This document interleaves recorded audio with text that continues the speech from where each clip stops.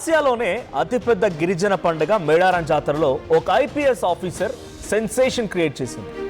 అందమే అసూయ పడేలా ఉన్న ఈ ఐపీఎస్ విధి నిర్వహణలో ఉంటూనే ఆమె వేసిన గిరిజన నృత్యాలు పెద్ద ఎత్తున ఇప్పుడు నెట్టింట వైరల్గా మారాయి.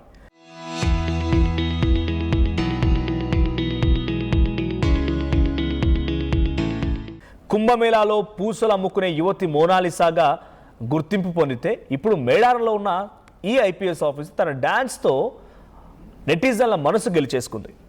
ఇక నెక్స్ట్ కంటిన్యూషన్లో సారలమ్మను గద్దెపైకి తీసుకొస్తుండగా మంత్రి సీతక్క సహచర ఉద్యోగులతో కలిసి ఉత్సాహంగా స్టెప్పులేసింది ఈ అధికారి పేరు వసుంధరా యాదవ్.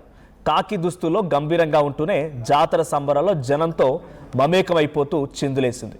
ఇప్పుడు ఆ వీడియోలు చాలామంది వాట్సాప్ స్టేటస్లుగా ఇన్స్టాగ్రామ్ రీల్స్లో పెట్టేసుకుంటున్నారు. మేడారంలో మెరిసినటువంటి అందమైన ఆఫీసర్ అంటూ వీడియోలు షేర్ కావడంతో నెటిజన్లు ఆమె బ్యాక్గ్రౌండ్ గురించి తెగ వెతికేస్తున్నారు. ఇప్పుడు ఈ బ్యాక్గ్రౌండ్ మీకు చెప్పబోతున్నాను. ఈ ఐపీఎస్ అధికారి పేరు వసుంధర యాదవ్. ఈమె కేవలం డాన్స్తోనే కాదు, తన జీవిత పోరాటంతో కూడా అందరికీ స్ఫూర్తిగా నిలుస్తున్నారు. ఉత్తరప్రదేశ్లోని ఆజంగఢ్కు చెందినటువంటి వసుంధర కంప్యూటర్ సైన్స్లో ఇంజనీరింగ్ పూర్తి చేశారు. తన తండ్రి ఫరూబీ యాదవ్ కళ నెరవేర్చడం కోసం ఐపీఎస్ను లక్ష్యంగా పెట్టుకున్నారు.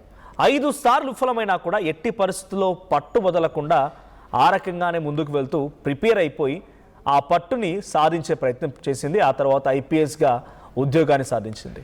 6వ ప్రయత్నంలో 5 సార్లు విఫలమై 6వ ప్రయత్నంలో తన సత్తా చాటింది ఈ ఐపీఎస్ ఆఫీసర్.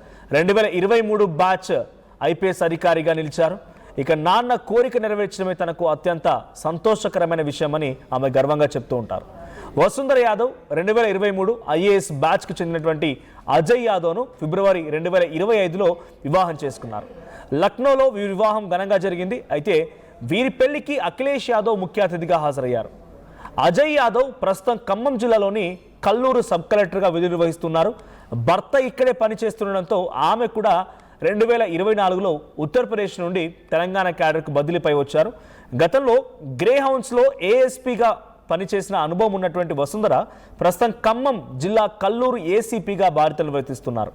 మేడారం జాతరలో భద్రతా పర్యవేక్షణ కోసం వచ్చిన ఆమె విధి నిర్వహణలో తనదైన ముద్ర వేశారు.